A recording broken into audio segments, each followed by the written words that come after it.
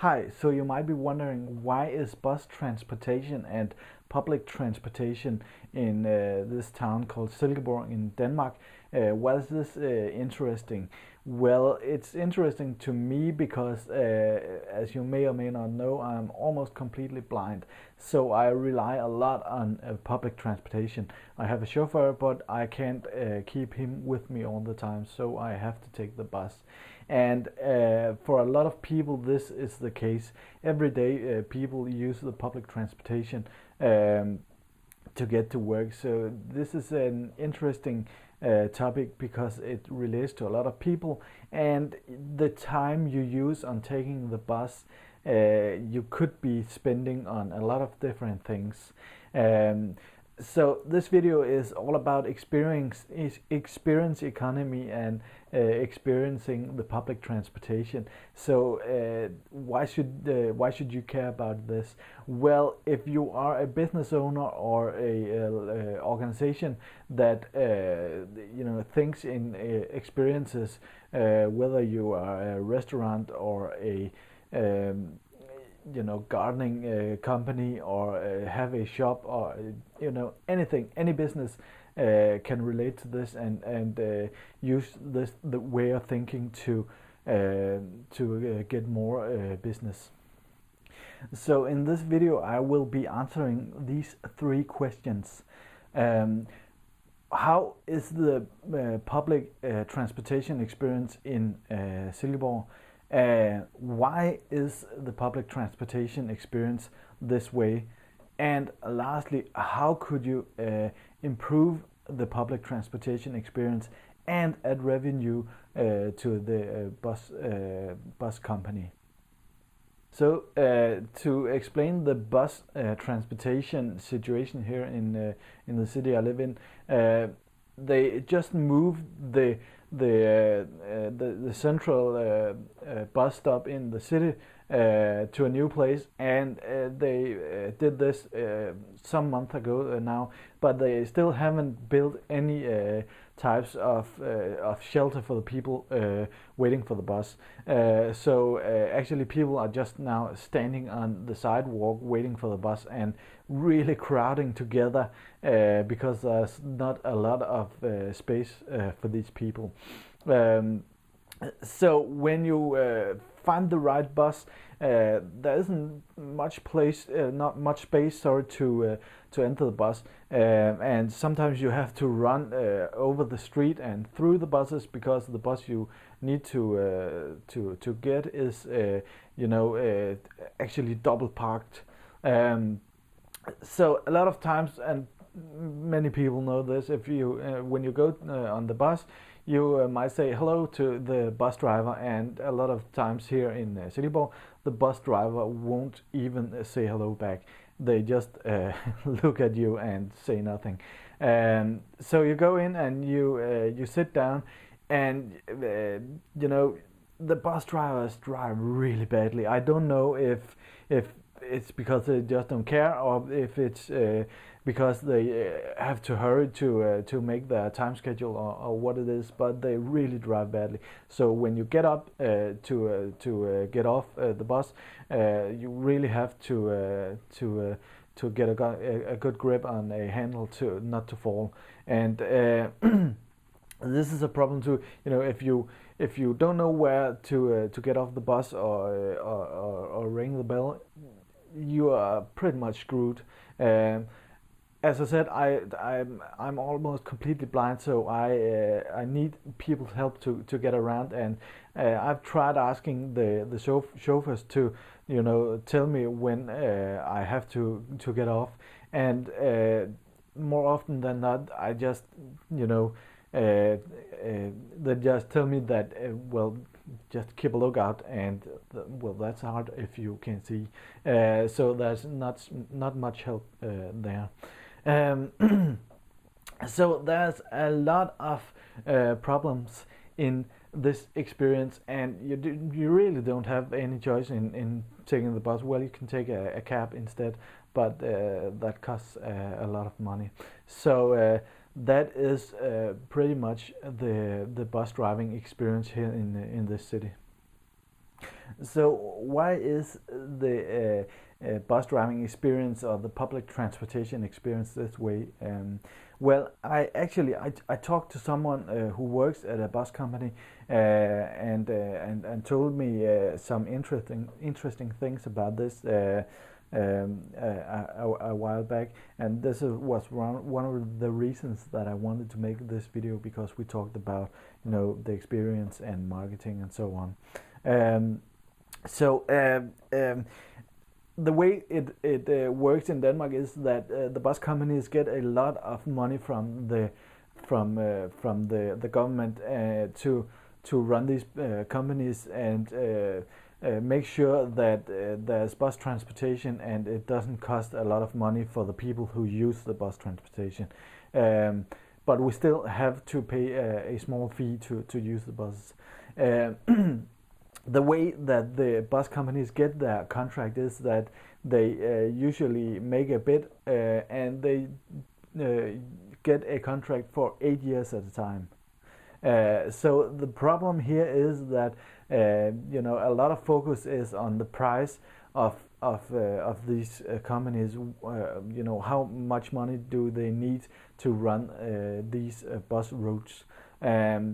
And when they get the contract, well, it's great. Yeah, they have to run the bus and the public transportation for 8 years, so they get a great deal.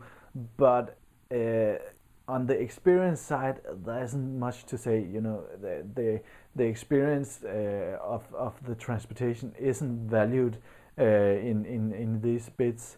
And because they have the 8-year contract, they don't really have to do anything, because they have the contract and people can use the bus or not.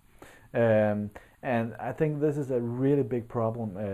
We have to focus more on the experience, more on making this society greater, and structuring this in another way to give people a great experience, and that's just not working this way.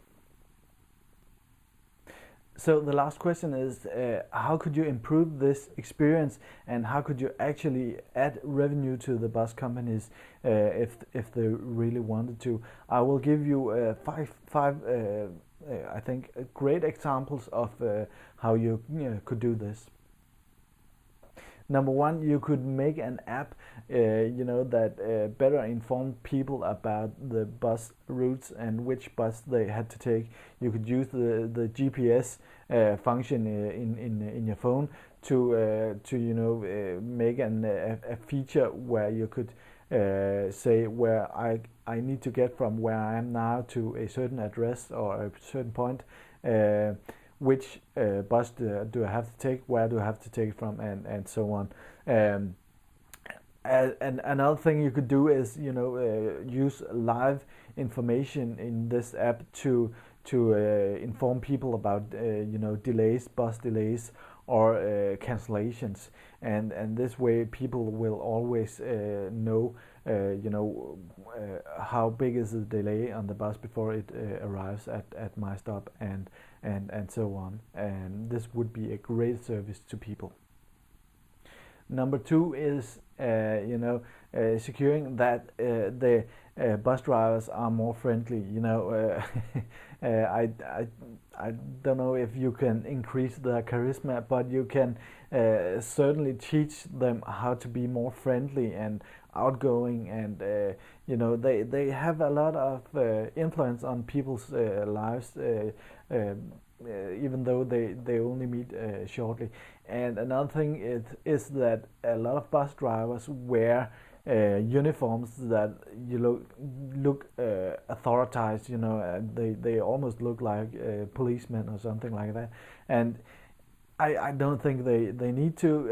I know I think it's a great idea with a uniform, but it doesn't have to look like an authority like they do now.